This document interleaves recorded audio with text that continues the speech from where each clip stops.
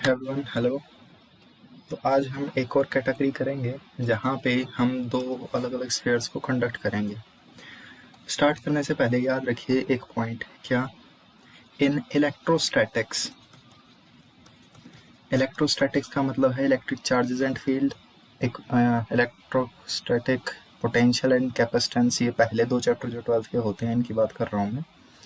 अगला चैप्टर जो है करंट इलेक्ट्रिसिटी, वो इलेक्ट्रोस्टैटिक्स नहीं है, वहाँ चार्जेस रेस्ट में नहीं है, तो वहाँ पे ये चीज़ वैलिड नहीं रहेगी। तो देखिए, in electrostatics potential on a conductor remains same everywhere। अगर आपके पास एक कंडक्टर है तो उस कंडक्टर पे हर जगह पोटेंशियल सेम रहेगा।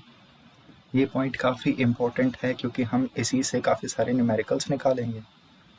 अब देखिए कैसे। सबसे पहले मान लीजिए कि हमारे पास क्या है, दो स्फेयर हैं।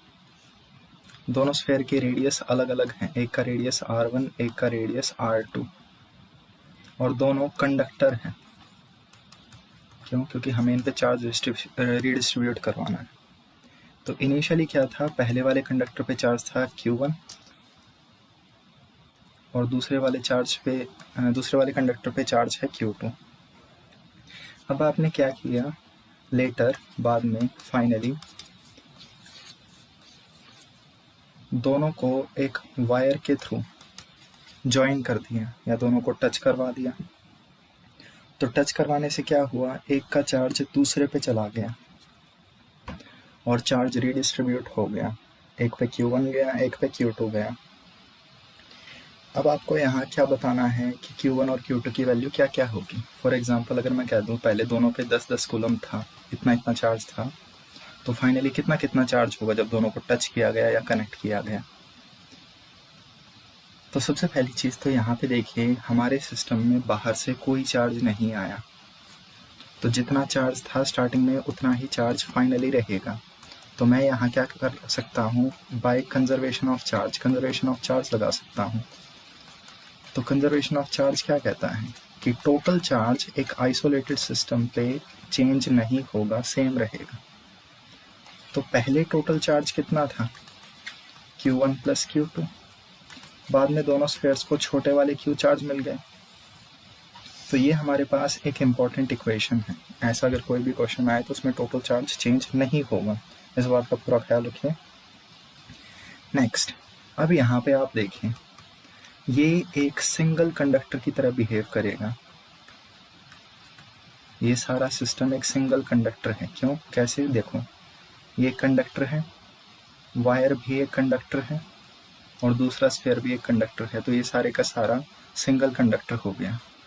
और एक कंडक्टर के ऊपर पोटेंशियल सेम रहता है, यानी पोटेंशियल चेंज नहीं होगा, टोटल पोटेंशियल इस पूरे का सेम रहेगा। इस बात को हम यूज़ करेंगे।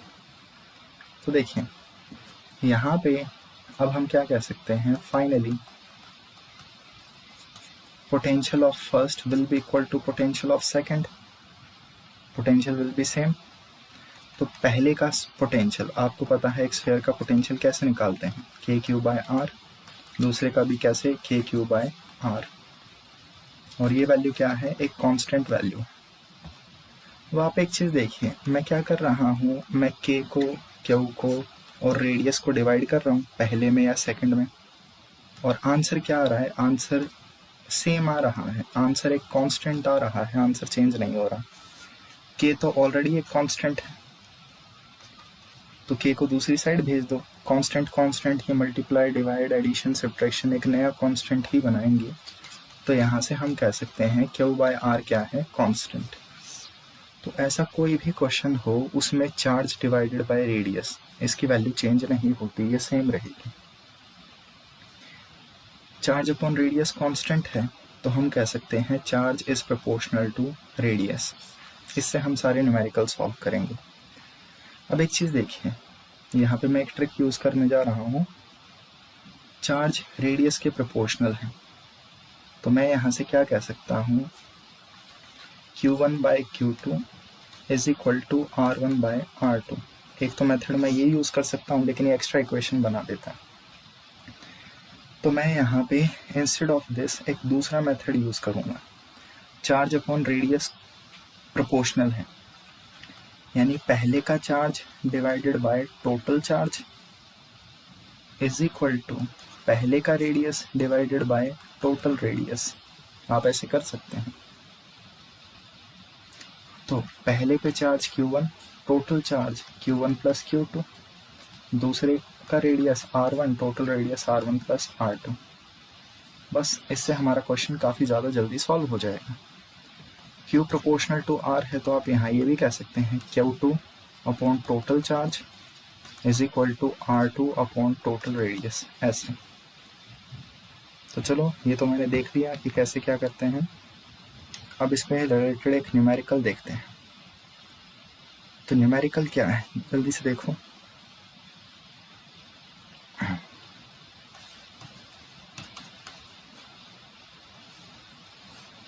मान लीजिए आपके पास दो स्फीयर हैं, एक का रेडियस 3r, एक का रेडियस r। एक पे चार्ज आपने दे दिया -10 कूलम और दूसरे पे चार्ज आपने दे दिया लेट जस्ट से कितना 50 कूलम, इतना।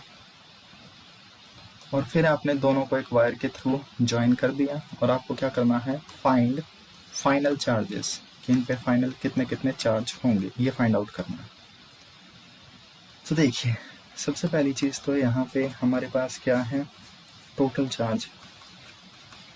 टोटल चार्ज सेम रहेगा, तो पहले वाले पे 10 है, दूसरे वाले पे 50 है, तो टोटल हो गया 40 कूलम। नेक्स्ट, टोटल रेडियस कितना है, तो पहले वाले का 3r, दूसरे वाले का r, तो टोटल रेडियस हो गया 4r। ऐसे क्वेश्चंस में हमें पता है फाइनल पोटेंशियल सेम होगा, तो चार्ज प्रोपोर्शनल टू रेडियस आएगा, बस। तो यहाँ से देखिए, पहले के ऊपर charge divided by total charge is equal to पहले का radius divided by total radius. तो पहले के ऊपर चार्ज निकालना है, टोटल चार्ज 40 है, पहले का रेडियस 3r है, टोटल रेडियस 4r है। तो यहाँ से जब आप सॉल्व करेंगे तो पहले वाले पे चार्ज आ जाएगा 30 कूलम,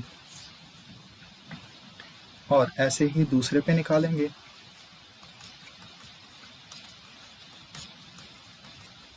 तो यहाँ पे R2 बाय R टोटल होगा। तो देखो हमारे पास क्या है, Q2 अपॉन Q टोटल, तो टोटल चार्ज 40 है, is equal to R by 40। तो दूसरे वाले पे कितना आया, 10 कूलम आया। ऐसे चार्जेस निकाले जा सकते हैं इस शॉर्टकट से। तो अगर सिचुएशन में दोबारा समझाऊं, देखिए पहले वाले पे कितना था, -10 कूलम, दूसरे वाले पे 50 कूलम। ये इनिशियल सिचुएशन थी। बाद में क्या हुआ, पहले वाले को 30 कूलम मिला, दूसरे वाले को कितना मिला, 10 कूलम, बस ऐसे ही।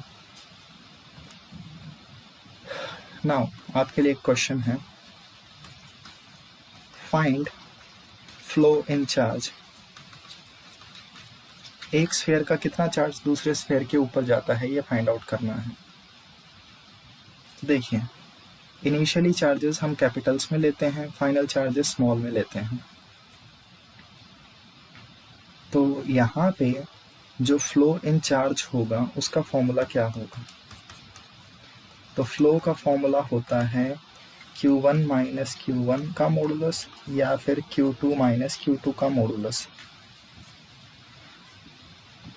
सब्ट्रैक्ट कर दो, तो -10 माइनस 30, आंसर आ गया 40 कूलम।